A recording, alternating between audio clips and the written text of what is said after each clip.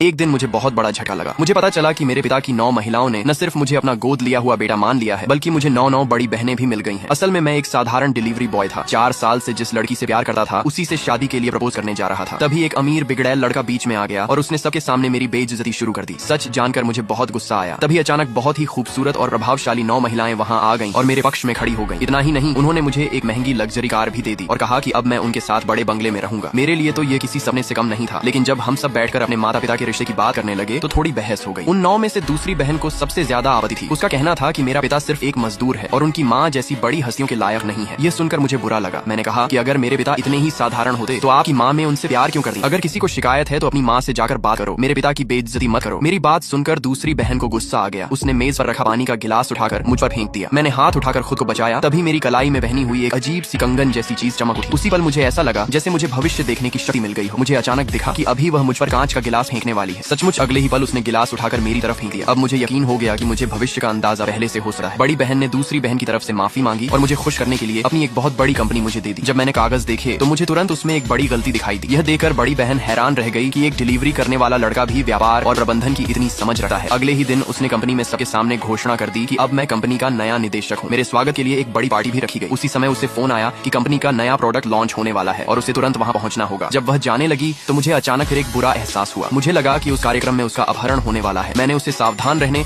और अपने साथ ज्यादा सुरक्षा गार्ड ले जाने को कहा। कुछ ही देर बाद लॉन्च कार्यक्रम में अचानक कुछ अपराधी घुस आए और वहाँ अफरा तफरी मच गई। जब मैं वहाँ पहुंचा तो चारों तरफ हंगामा था। एक गार्ड उसे लेकर एक कमरे में छिप गया था, लेकिन असली झटका तब लगा जब पता चला कि वही गार्ड असल में अपराधियों के साथ मिला हुआ है। वह सोच रहा था कि मुझे पकड़कर कितनी बड़ी फिरौती मांगी जाए। उसी समय मैं दरवाजा तोड़कर अंदर पहुंचा। सब लोग मुझे देखकर हैरान रह गए। मैंने उन्हें भागने का मौका देने के लिए कहा और खुद उन लोगों का सामना करने के लिए तैयार हो गया ताकि मेरी बहनें सुरक्षित निकल सकें।